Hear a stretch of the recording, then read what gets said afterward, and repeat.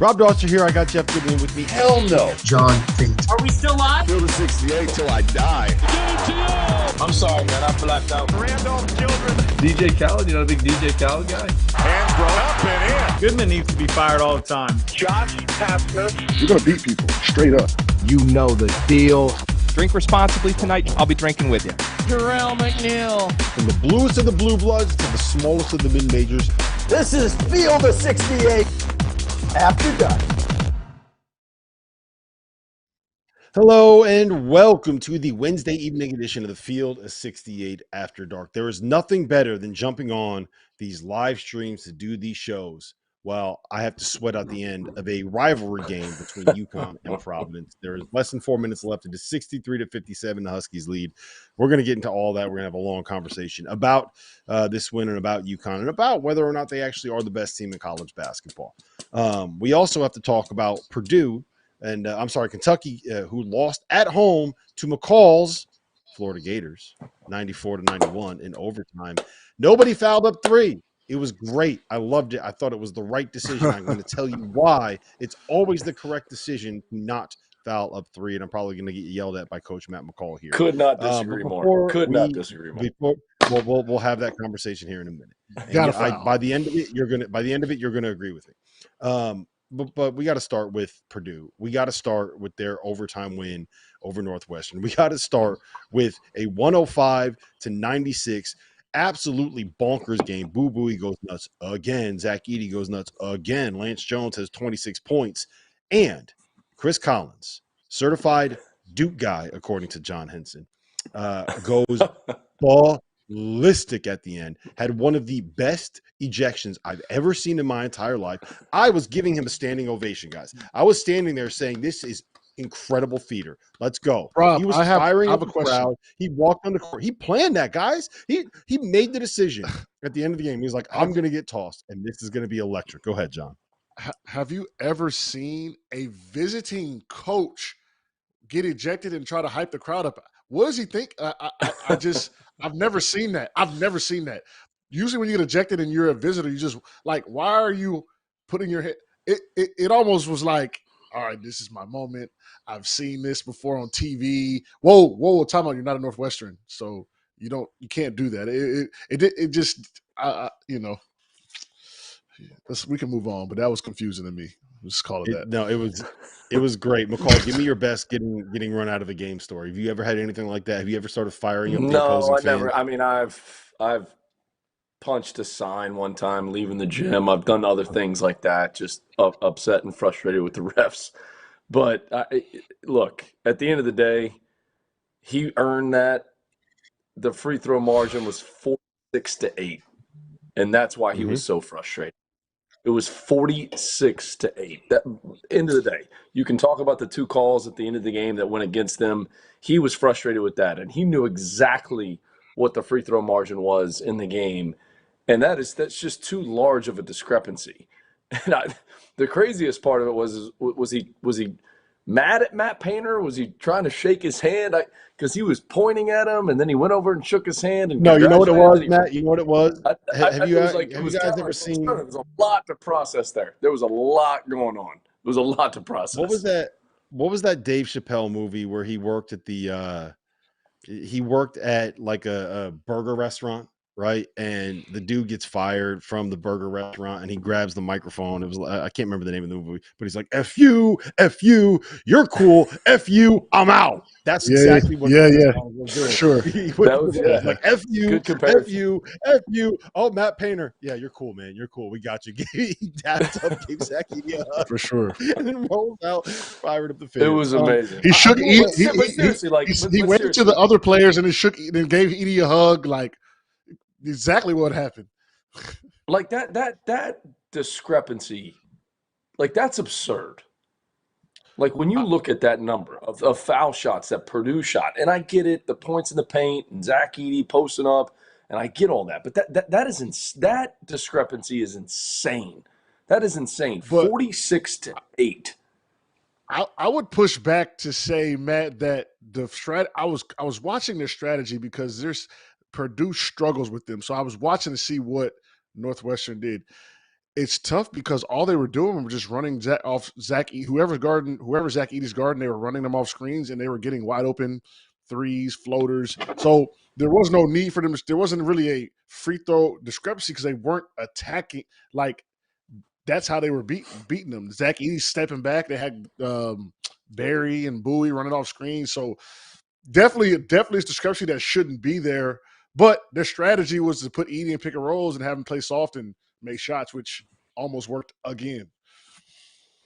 I think part of it too is, when you're dealing with a guy that is 7'4" and 300 pounds, like, he's inevitably going to back you down and find you in the post and get fouled. And I think that there's an argument, maybe not necessarily tonight, but overall there's an argument where you can say that Zach Edey probably doesn't get whistles on the majority of the plays where he actually is fouled, just because, like, when you're that size, you're probably going to get fouled more often than not. So where do you stand on that, Matt? Where do you stand on whether or not, like, how are officials calling this game when he's there? Is it fair? Is it right? Yeah, I mean, he gets hit a lot. I mean, he's, and when he's getting doubled and the double team's coming down there and, here comes the two guys and they're banging on him. If it's a foul, call the foul. But I do think just the discrepancy in the free throws, that's a huge, and I agree with John just in terms of, what Northwestern's running, and they made 14 threes in the game. So, I mean, they were, a play away from winning that. But if there's fouls and he's being fouled, then you have to call him. You do. But I think the biggest decision that teams have to make just against them is, like, are you going to let this guy go for 30 and 17, or are you going to do everything you can to get the ball out of his hands, which is difficult because he screens, he sets screens, he runs the floor hard, he plays hard. Like, that's one of his biggest attributes as a player, is just how hard he plays. So I think as an opposing coach, as you're trying to prepare for this guy, what are you going to do? Are you going to double him on the catch and make him have to throw it out and hope that they don't miss threes and that your rotations are good and that your closeouts are good? Because that's what's going to happen. When he throws it out of those double teams, you're going to be in rotations and you're going to be in closeouts. So you got to hope that they're missing some threes and your rotations are really good. It's a double-edged sword when you're preparing for a guy like that. And it's hard to even simulate in practice. You can't simulate a guy that size and how hard he plays in practice. You can't do it. So I think that's the other thing that teams run into when trying to prepare for him. Yeah, and I do just want to say before we get into a little bit of a conversation here about Northwestern, because I think they deserve to be discussed here. Braden Smith, 11 points, 16 assists, 2 turnovers tonight. The fact that he is not on the Cousy Award watch list for the top 10 point guards in college basketball, one of the guys that's actually on that list found himself benched tonight, is a crime against humanity. And I do think that this is the kind of performance where Purdue usually loses this game. And the fact that they were able to dig deep, find a way to win, and make the plays that they needed to make late says a lot about them. Now, I have a hot take, okay? Tell me if you guys think this is crazy. I think Northwestern is like the team in the Big Ten outside of Purdue and Wisconsin that actually has a real chance to be able to make some kind of deep run in March. And the reason that I say that is Boo Booey's the difference maker. What do you need if you're going to be able to kind of sneak your way as like a 10 seed into the second weekend? You need a point guard that can absolutely take a game over. And I don't know how many guys, John, are better in ball screens and better attacking drop coverage than Boo Booey is. He had 25 points, 8 assists tonight, 9 for 19 from the floor, 7-11 from 3, throwing with Ty Berry. And there's just, I really, really like the makeup of this Northwestern team as someone that can give you a lot of problems in the month of March. Yeah, they can score the ball with the best of them from the guard position. And, like, if you want to watch how to beat, now you have to have the right personnel. But when I look at some of these top teams, like you look at a Houston, you look at like a North Carolina, like with R.J. Davis, even like a Connecticut, I think Purdue, now that I'm seeing how Northwestern is cracking this Purdue code, is going to have problems with these top teams. Now, I think they'll get, deep into it or whatever, but like Northwestern should be a case study on how to beat arguably the best team in the country. And, they stuck to their guns and they almost pulled it out, even with the free throw discrepancy. They shot 50% from 3. This is a team you don't want to see. Point blank period. You don't want to see them anytime, any place in March because they're not going to go down without a fight.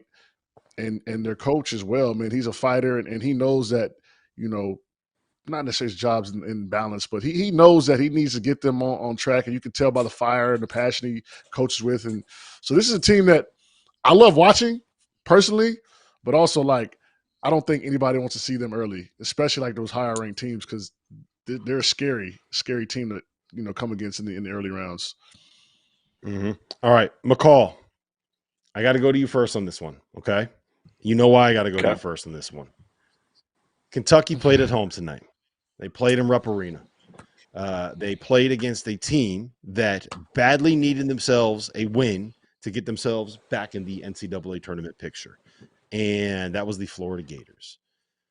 23 points from Walter Clayton Jr., 22 points from Tyrese Samuel, who also had 13 rebounds, 21 points, 7 boards, 7 assists from Zion Pullen. The first time in John Calipari's tenure that an opposing team has gone into Rupp Arena, had 3 guys go for 20 points. Florida gets the win, 94-91. This is the ISO time, John. This is where we clear out. This is where we let Matt McCall cook. Talk about your Gators, man. Great win for Todd Golden. Everyone wanted to say, can he get the signature win? He hasn't had a signature win since he's been the head coach of Florida. Going into Rupp Arena, that's a signature win, and they got it done. I thought late in the game, Reed Shepherd on the pick and roll coverage, he was so consumed with the roll, running over there and trying to maybe even protect, and it was his protection. You can't leave Walter Clayton. You cannot leave him. And he turned his head for a second, and that's all Walter Clayton needed. And got a great shot, got it up. I think he made 7 threes in the game total. Was just outstanding. Going into Rupp Arena is difficult to do. Florida's an NCAA tournament team. Todd Golden's got them playing well. That's a big-time win for them to be able to do that. Goes back to the question, foul up 3. I don't know if you saw the clip, but when Dillingham went to the free throw line, he makes the first one, and Calipari kind of turns to his staff, and he's kind of, questioning. I don't know if he said, do we foul? And then Dillingham misses this. The staff's like, no, we're okay. And then Dillingham misses the second one. And those are the situations that you have to prepare for. I think Kentucky's still really good. I think you look at their team last year to this year, they execute at such a high clip, way better this year. They were missing some guys tonight. Obviously, DJ Wagner didn't play in the game. But for Florida to go into Rupp Arena and get that win and perform the way they did, they had year closing out those games. They've been in a lot of those games. They closed this one out, and that's a great win for Todd Golden. The Gators are an NCAA tournament team.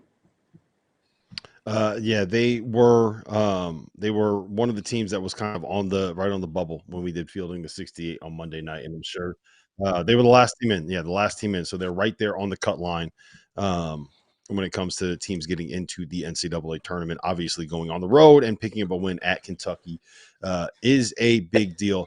Before we talk about the other thing. Here's the other thing, though, Rob. Here's the other thing.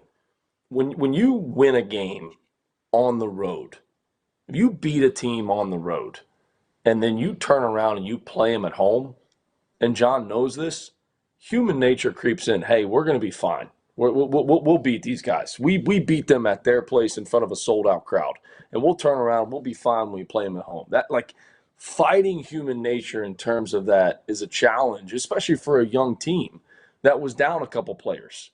For Kentucky, Florida's scrappy. They fight. They're tough. They're one of the best rebounding teams in the SEC. And for Kentucky, hey, we beat them at their place. It was sold out. It was nuts in there. We celebrated. Probably did the Gator chomp. And, after they beat them, and I know we're not allowed to do horns down. That's a no-no. But, you can do the Gator chomp and nobody gets their feelings hurt or upset.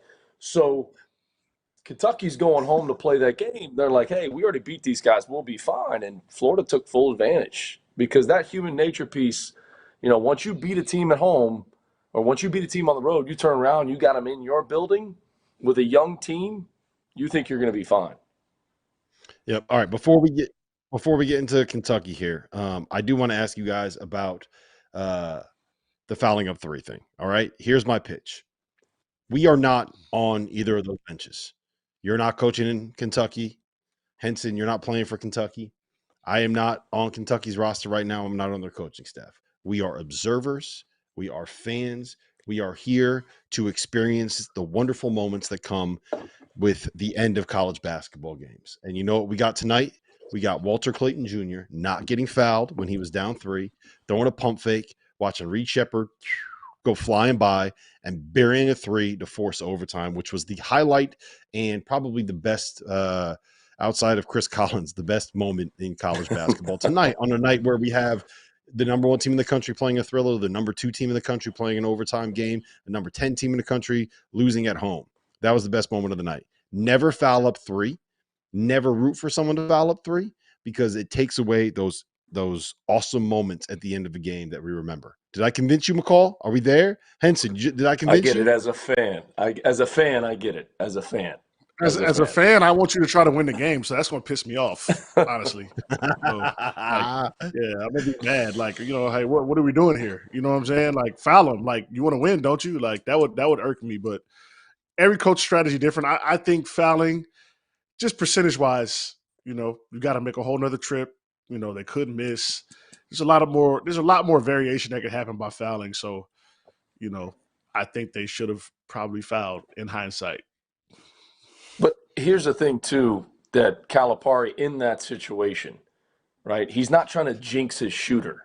So he doesn't want to tell his team in the moment. Like, you got to bring your point guard over and say, hey, if he misses this, fouling. Like, if he misses this, we're fouling. You don't want to bring the whole team over because your player's going to look at you like, Coach, you don't think I'm going to make this? Like, Dillingham's going to be like, I'm going to make this. So it's like you can't announce it to everyone. You got to somehow echo that message. Hey, if this one doesn't go in, the second one, which is a live ball, we are fouling.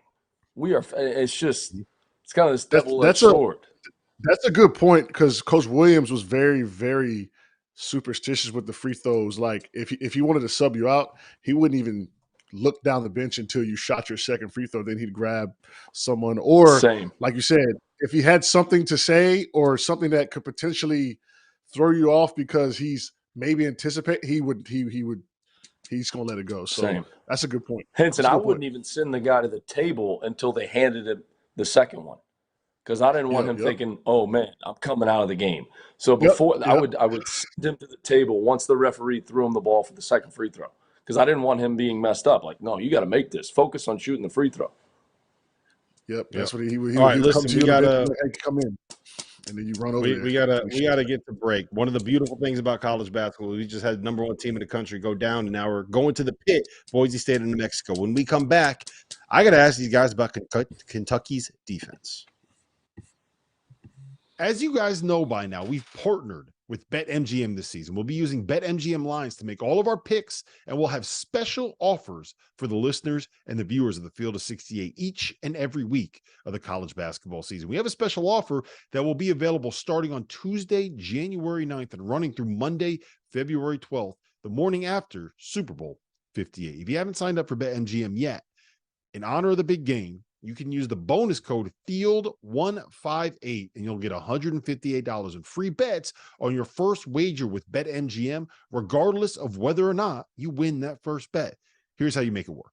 Download the BetMGM app. Sign up using the bonus code FIELD158. Deposit at least $5 and place your first wager on any game. You'll receive $158 in bonus bets regardless of the outcome of your bet. Just make sure that you use that bonus code FIELD158 when you sign up. And remember, BetMGM is now available under one wallet in select states. As a New Jersey resident, this is super convenient when I have to go cover games in New York or Philly, which happens quite a bit. When you cross state borders, you just log into your existing account and fire away. You don't have to create separate accounts in each state. It's easy, it's simple, it's clean. And most importantly, we have some fun stuff coming up for the heart of the college basketball season. Bet insurance tokens, college hoops odd boosts, and my favorite, a nice juicy parlay boost. So download the BetMGM app and sign up today. Field 158.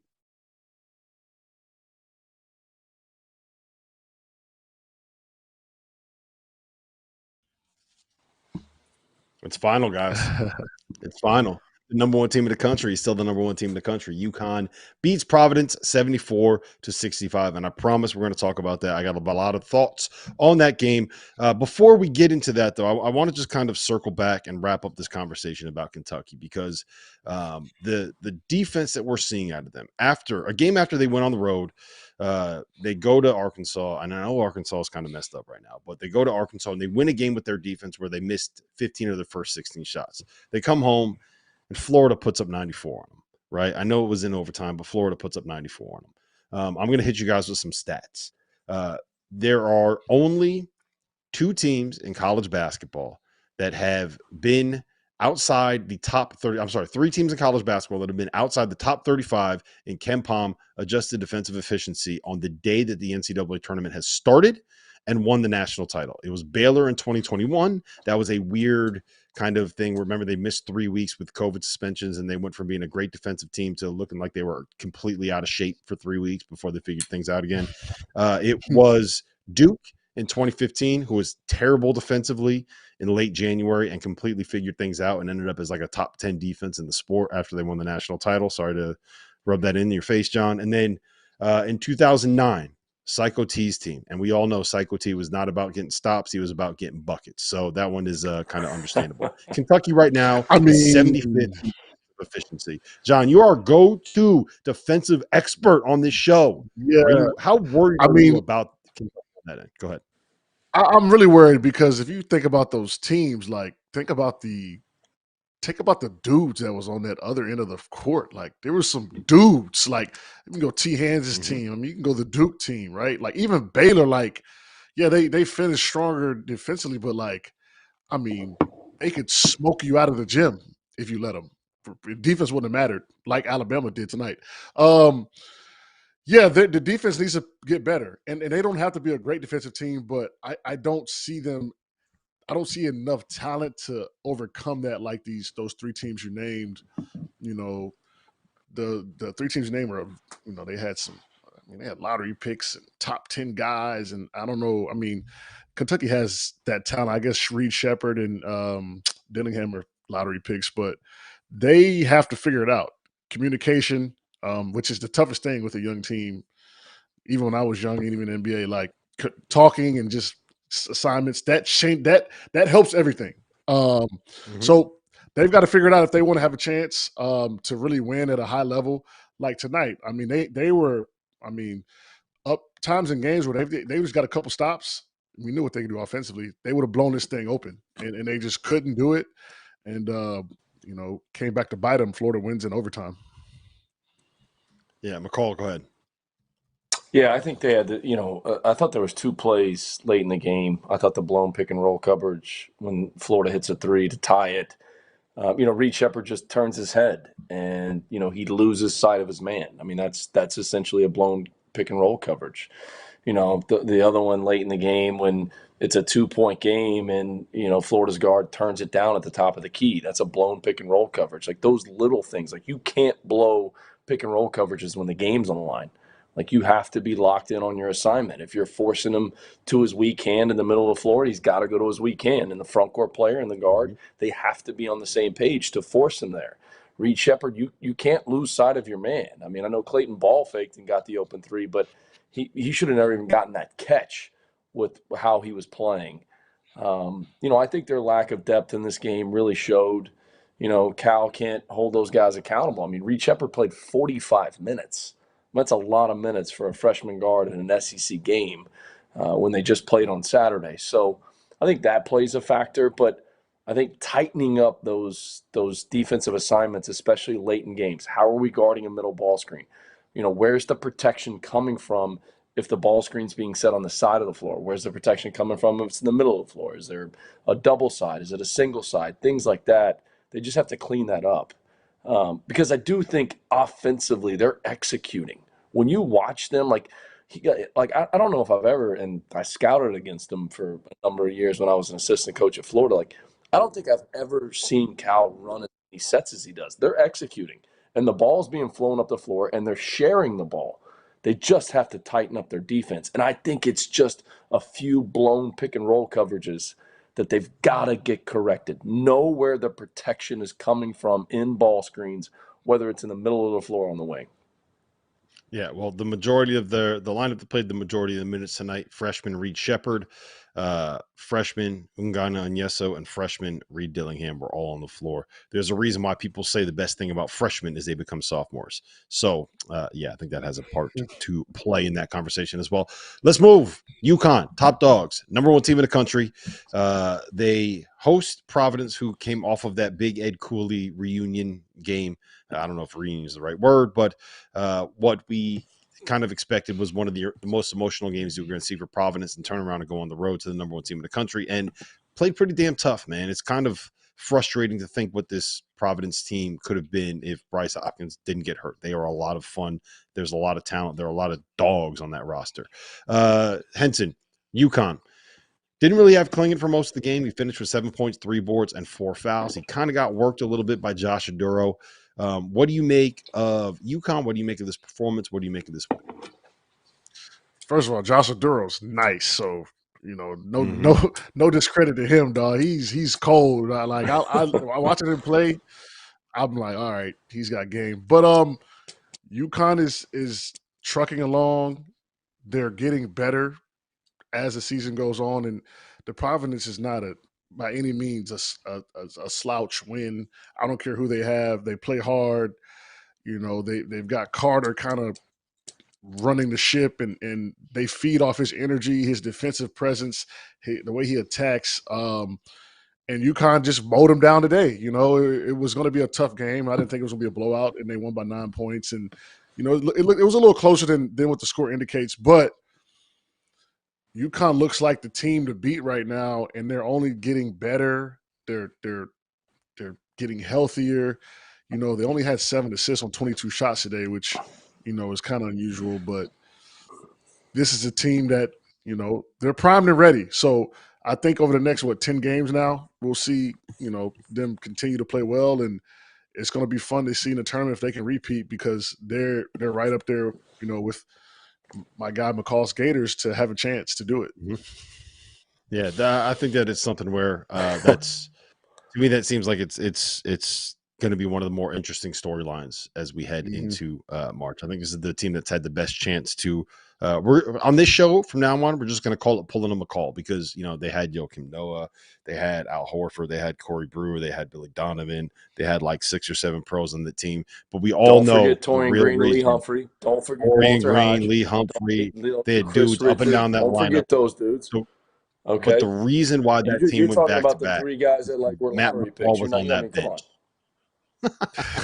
Matt McCall was on that bench. That's why they listen, Matt. I just on UConn before I do want to ask you guys one quick question about Devin Carter, but are you so the thing that really stood out to me tonight was that I thought Kim did a fantastic job game planning for UConn, like what he did defensively. He basically face guarded Tristan Newton and Cam Spencer and switched everything and dared Steph Castle to beat him. And Steph Castle did. He finished with 20 points. He hit 2 big threes to kind of give him a little bit of a cushion. He had scored 11 in a 13-2 run that UConn had in the second half that turned it from a Providence 4-point lead to UConn being up by 8. I feel like we learned something about Steph tonight. Yeah, man. Look, I mean, this team is for real. What Coach Hurley is doing, especially with everything that he lost last year, to have them playing at the level that they are. I think the biggest thing for UConn just going into the tournament as we go into February, if you look at the run, I know they lost to Kansas and they lost to Seton Hall, they haven't faced a ton of adversity. And just from my own experience, being a part of that Florida staff, when we went back-to-back, even the second year, there was a lot of adversity. There was a loss at Tennessee. There was a loss at Vanderbilt. There were some losses built in there where we had to grow and kind of get hardened as a team, that UConn really hasn't hit that this year. So I think when you do hit that, and you never want to lose games, but you can grow and become even closer as a unit. But give Kim English in this game, too, credit. I mean, that was so emotional on Saturday. I know you guys were there. we were covering it in the studio. I mean, it was complete pandemonium. To be able to turn around coming out of that and go on the road and have your team ready to play, that's impressive. And Josh Aduro, he had his fourth foul with like 13 minutes to go in the game. So, to think about that, if he wasn't in foul trouble, the game could have been even closer. But look, this team is for real. They could go back to back. I just think, going through some level of adversity, and they're going to be in close games. Like, it's not a shock that this is a close game today. I mean, they're going to get every single team's best shot. They're the defending national champions.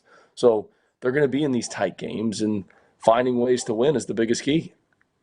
Yep. Henson, is Devin Carter an NBA player? Like, do you see him being able to find a role there? It's so funny, man. When I was watching the Georgetown game, I was literally Googling his draft stock because he's a pro. I mean, he's a pro. He's got size. He's got tenacity. He's got the NBA bloodline. I mean, he's a pro. And I was looking. He looks like he's going to be like a mid, maybe late first guy, which is where I see him, at. But yeah, he's a pro through and through.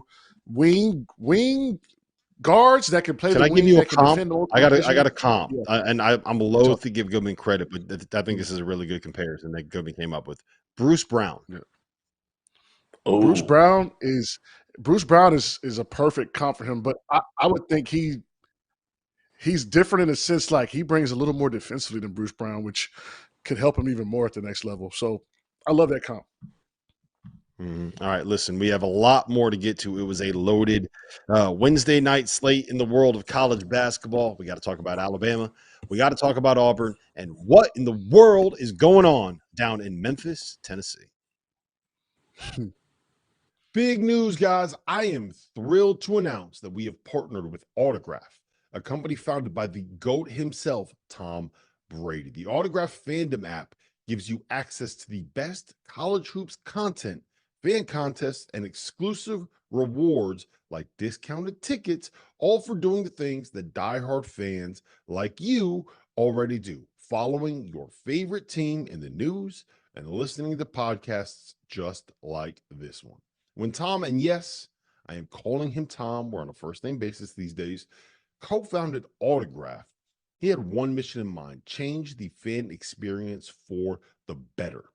It works like this. You get all of your college hoops content you want in one place. You get articles from your favorite writers, pods from your favorite hosts, contests from your favorite creators, all on the feeds and the sites that you already enjoy. But instead of having to go to all these different places, it all comes to you in one spot, the Autograph fandom app.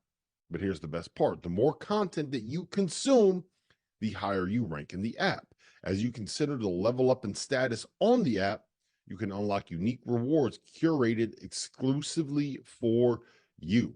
So download the free Autograph app in the App Store and use the referral code F68, that's F68, or tap in at the link in the description below or in the podcast app of your choosing to start earning points for doing something as normal as listening to this very podcast. It really is that simple.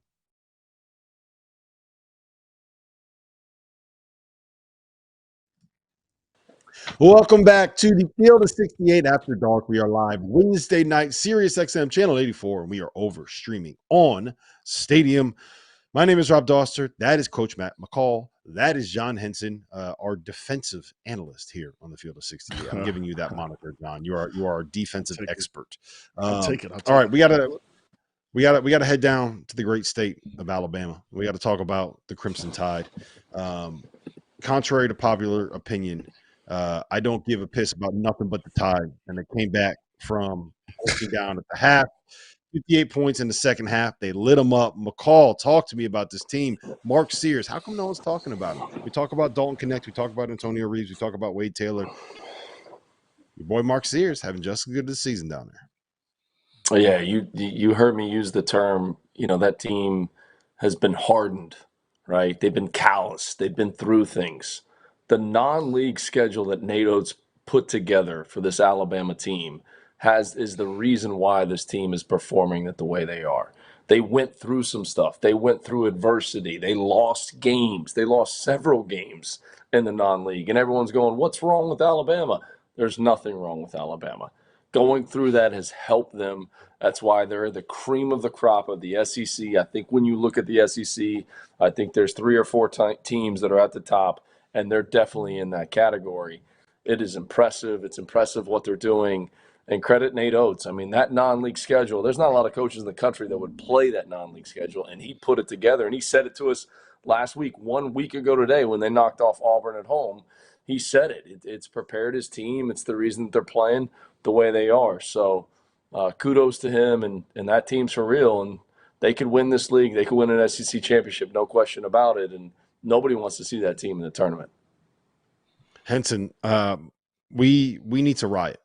Are you with me? We need to head down to SEC headquarters. We need to bring our pitchforks, and we need to go down there because I have a huge issue with something that's happening right now in the SEC. We are only going to get one game between Kentucky and Alabama in the SEC regular season. That is uncalled for. That is unfair. If those two teams played, what do you think that total would be? Let's start there. What do you think? Total's going to be 175. 175. It'll be NBA numbers between those two teams. Yeah. Neither of them want to play defense. Both of them just want to score, and they both go like this. It would be awesome. How are you? When I look at Alabama, I look at them pretty much the same way that I look at Kentucky. I think Kentucky's got a little bit of a higher ceiling offensively because of how explosive their guys are. I think Alabama's got a little bit of a higher floor on the defensive end. But to me, they are basically the same team. They have Final Four talent. I just imagine one night the shots are going to go down and they're going to get picked off. Yeah, I mean, I watched that game fully, I might have had something on Alabama today, so I watched that game pretty heavily. But they walked them down, man. They walked them down. I thought it was over, honestly. Georgia looked really good, but the talent just overtook the game, and just credit to Alabama, like you said. That schedule has hardened them. Great points you made. They lost 3 in a row earlier in the season to, at the time, 3 top 10 teams, and they look really good. I mean, I was shook that they came back in a fashion. Not only came back, like they took care. I mean, they outscored them by 23 points in the second half. The first half looked like it was going to be all Georgia. So they're going to be a team to be reckoned with. I mean, I think they probably could win the conference. I only say that because they seem like they're the most consistent team, and I think consistency is going to get you a conference championship this year, because we don't know what we're going to see from I was saying on Twitter the other day, I don't know what team I'm going to see in college basketball from media timeout to media timeout. Like, that's how much of a variance some of these teams have been this year. So Alabama's getting it together slowly but surely, and those early season trials and tribulations are definitely paying off, like Coach McCall said. And that Kentucky-Alabama game that's going to be a barn burner, man. That's going to be one to see. That's going to be fun. All right, I need both of you guys to weigh in on this, okay? Alabama is 7-1 in the SEC. Auburn, who won by, I don't even know what the final was. They were up by 30 the last time I checked over Vanderbilt, is 6-2 in the conference. Tennessee is 5-2 in the conference. They lost at home last night to South Carolina. Kentucky, Mississippi, Florida, they're all sitting there at 5-3. Does South Carolina have a real chance to get this thing done? Like, Matt, I know that Lamont is he follows you at Chattanooga, right? Am I making Chattanooga, yeah. Yep. Yeah, No, he followed me at Chattanooga for sure. Yeah. One, that dude can coach his nuts off. Two, going on the road and winning in Knoxville is not something that is easy for anybody to do.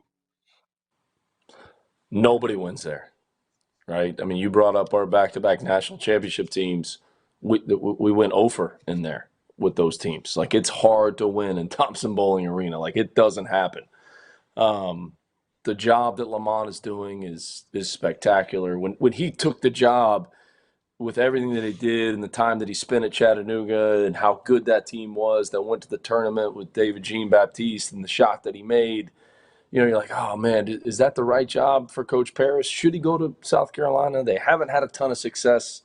Frank Martin was there. They went to the Final Four, but it's been a while since they had success. It's like, can Lamont get it done there? No, he can get it done there because the guy can flat out coach basketball. Bottom line, he's taken the right transfers in the portal. BJ Mackey, he's gone into the Southern Conference and taken guys. I mean, you look at it. I mean, a lot of the guys that he's taken in the portal, he coached against. He knows are the right fit for his system. So they're for real. Are they in the same category as Alabama and Auburn?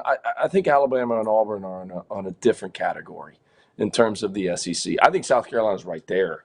But I think Alabama, Auburn, Tennessee, even though South Carolina went in there and knocked them off, I mean, Tennessee scheduled the games that they won in the non-league. I mean, Tennessee, Dalton Connect, I mean, they're really good. But South Carolina's right there. I mean, it is impressive what Lamont is doing. I had them in a game early in the season. I had them against Grand Canyon, and I've been on the field of 68, and I've said Grand Canyon is my Cinderella this year. I think Grand Canyon can make a run in the tournament. Ty and Grant Foster is one of the greatest stories in all of college basketball, and I sat there and watched South Carolina take it to Grand Canyon. I mean, this team is for real, and credit Lamont and what he's doing. And, I mean, someone said earlier, I was on Sirius XM this morning. South Carolina's a basketball school. I mean, women's basketball, men's basketball, it's rolling right now, and it's exciting. And credit him for what he's doing, man. It's fun to watch. Yeah, Dawn Staley is. I will always be a fan of Dawn Staley. She is awesome. She talks her shit, and my favorite thing is when she wears she wears jerseys on the sideline to support the birds. Like that is, it cracks me up every single time where she's got like the number one team in the country for women's basketball, but she's like, yeah, but you know what? It's always go birds too. All right. Get it straight. So Henson, just the top of the SEC. The one interesting thing there that McCall said was you like Auburn and Alabama the most. I know they just lost at home, but I can't shake the fact that Tennessee is as good as they are defensively, and they got a dude that's averaging 28.5 points in SEC play. Yeah, Tennessee is going to be there in the end. They've got Connect, who's, could go, I'm not exaggerating, could go off for 40 at any given point. So they're going to have that. They're going to have a higher ceiling than these teams, to be honest. I think, especially from an offensive standpoint. But you got to win, man. Right now, you look at the SEC. 6-2 has got you at second, and 4-4 has got you in eighth. So this could change drastically in the next 2 weeks. I do like Tennessee at the top, but Alabama and Auburn. Auburn doesn't have a quad one win. So do we how good is Auburn? We really aren't going to know probably until the tournament time, SEC tournament, probably in the NCAA tournament, but. This SEC is going to come down the stretch. If you look at how jumbled it is, this could be like a league where the last game could, you could win it all. You know what I'm saying? So Tennessee is definitely my pick for maybe the best team, highest ceiling. But you can't forget about South Carolina. Their record is right now. Teams that have certain records, we have to believe them, right? 18-3, 6-2, tie for second. We have to believe that. That's not a fluke. That's not an anomaly. So. I love what they're doing, and what the coach of South Carolina said kind of struck me. I was reading about him today. He said, "Look, these guys, they want to get to the tournament. They are hungry to play in this tournament, and that's how they're playing." Mm-hmm. All right, McCall, I want to dip down over to the American real quick. We're talking about conference standings here. FAU 7-1 in the league, tied for first place with Charlotte and South Florida. I don't know who had that at the start of the season. North Texas. Sitting there, second best record. Yeah, there you go. Amir Abdur-Rahim. He's unbelievable job. Unbelievable. Killing it. North Texas 5-2. UAB 5-2. New additions to the conference, doing well. SMU is in sixth place in the American, sitting at 4-3. You know who yet? John Martin's Memphis Tigers. They're seventh place in the league. They're 15-6 overall. They're 4-4. Can someone check on him, please? In the conference. He's not doing well. I listened to his spaces earlier. He's in a bad place. We thought about bringing him on, and we decided that we're going to wait until tomorrow to do it. Yeah, we got to just check on that guy right now. I'm a little bit concerned about him. Can't do it tonight. They've lost 4 in a row. At home to South Florida, at Tulane, at UAB, and tonight at home against Rice. They were all close losses, and for the most part, 3 of them were one-possession losses, and the UAB game was a close game that ended up at 9. But what is going on with Memphis? Javon Quinterly was benched tonight. I don't – do you have any sense? I just – it feels like this thing has gone off the rails and gone sideways. Well, I think you bring up a good point, Rob. When you lose a close game, I think it can snowball to losing the next close game, to losing the next close game. And then all of a sudden it creeps into your mind, can we win a close game? Like, this is coming down the stretch. Doesn't make a lot of sense. I think they have a lot of talent.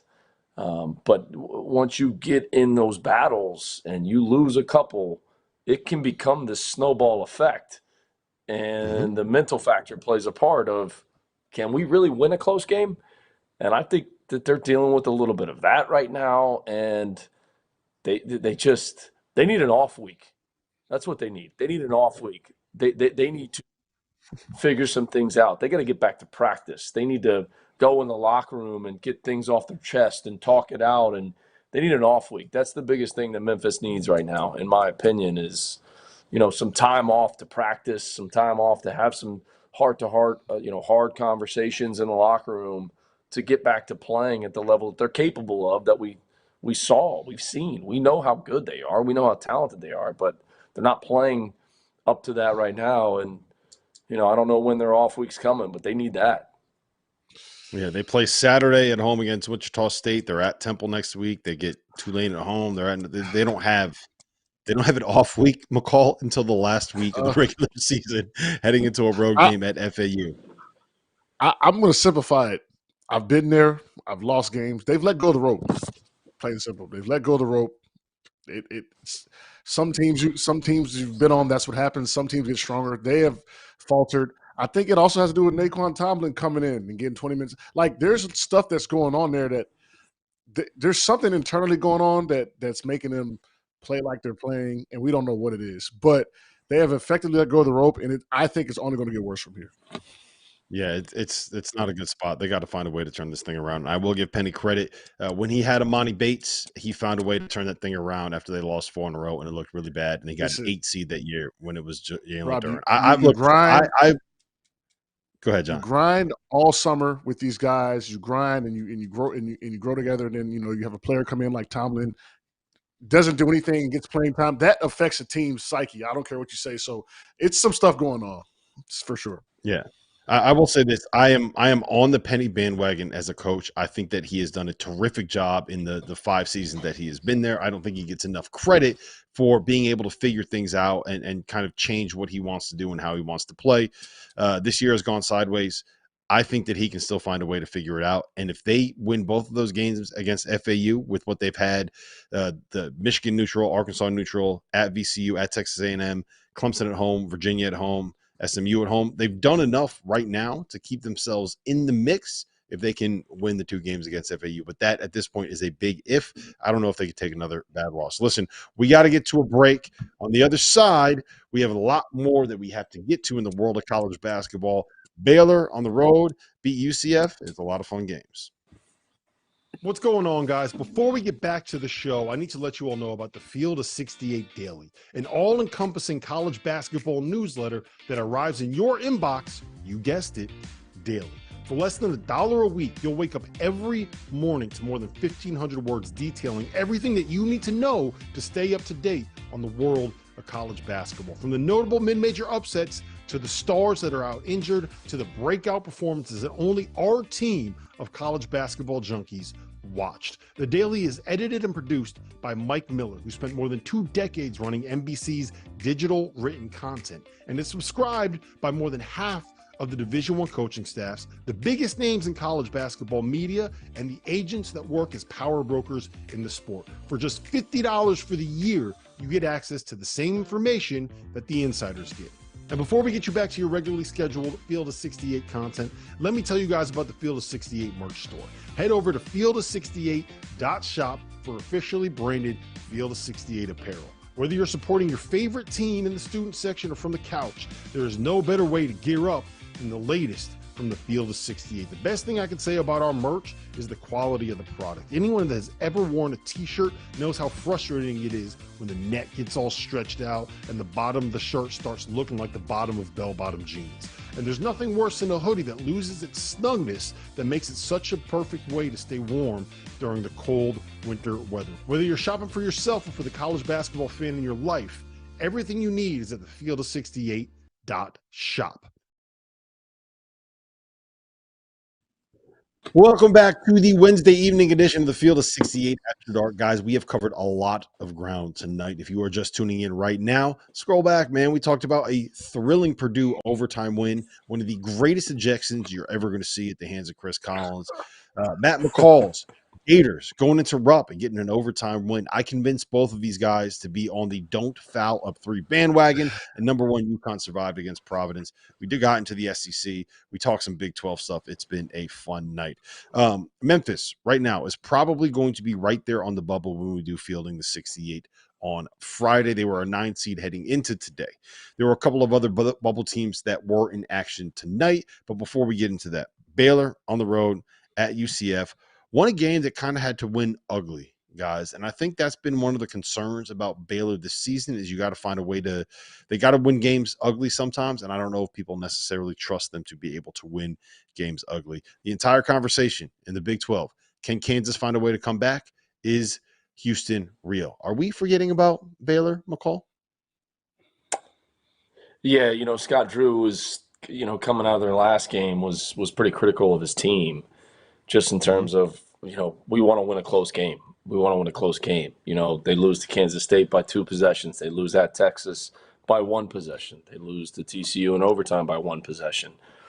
This was big to be able to triple overtime, to be able to go on the road and win this game. They needed it. I think they're still really good. Like I talked about earlier, sometimes when you lose close games, it can steamroll and it can snowball into, can we really win a close game? So for them to get this one, I still think they're one of the better teams in the league. They've got one of the best coaches in the league. That game on Saturday versus Iowa State, I mean, that's going to be a huge one because Iowa State's playing great basketball. So, yeah, I think this was big. This was kind of one of those, all right, we're back on track after the 3 losses that we've had. And, to go on the road, and UCF's played well at home. I mean, give them credit for their first year in the league.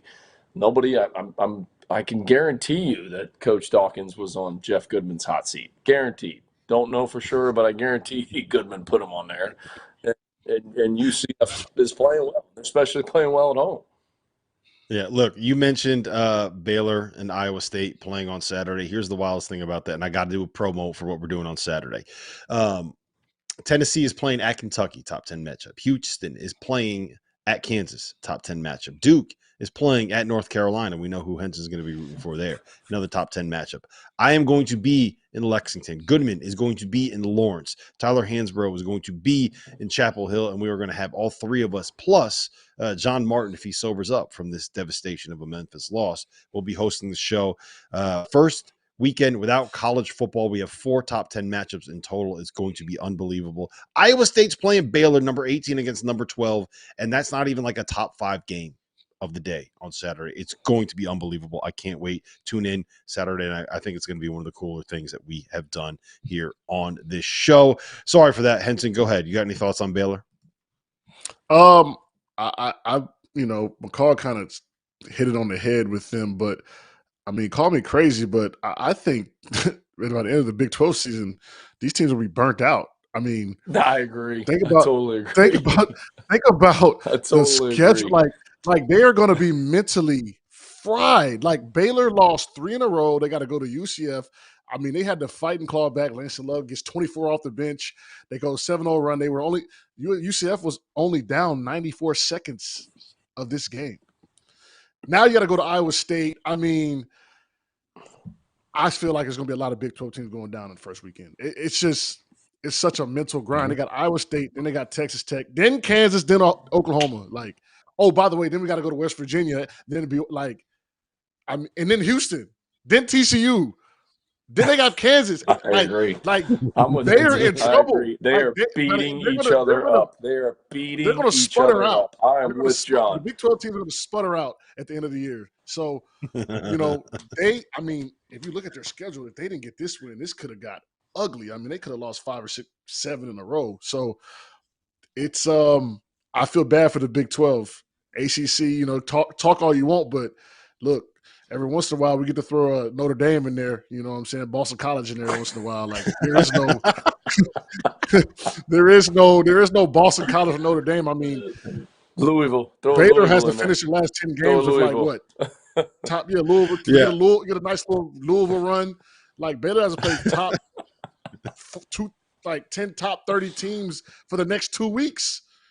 They might lose in the first game in the NCAA tournament. Henson's panic meter is on the Big 12. His panic Yeah, meter is on the Big 12, man. The I'm Big looking at the 12 schedule. just beating each other up, so his panic meter is on the Big 12. Yeah, at the end of the season, like that Big 12 championship tournament is going to be like a Gladiator, like the movie Gladiator. Like that's what that tournament is going to be. And then whoever gets out, whoever makes it out on the top, is whatever comes through that door. Whatever comes through that door, whoever emerges from the mountain of that Big 12, God bless them, but they will not get far. I promise. All right, so Dagan, our producer, has some stuff on the rundown, and he's not going to like me for this, but I'm calling an audible, gentlemen. I'm taking a left turn. I'm pivoting. Pivot. Hot route. McCall, we got to talk about Richmond, man. We got to talk about the Spiders. 16-5 on the season. They go on the road to Fordham, which has turned into one of the better atmospheres in the Atlantic 10. 8-0 in the league. They win. Jordan King goes off. 29 points. 8 of 10 from the floor, 4 of 4 from 3. They shot 59% as a team. They shot 57% from 3 as a team, and they did it against one of the better defensive teams in the conference. Just this, did you see this coming? I know you know the league. Did you see this coming from Richmond?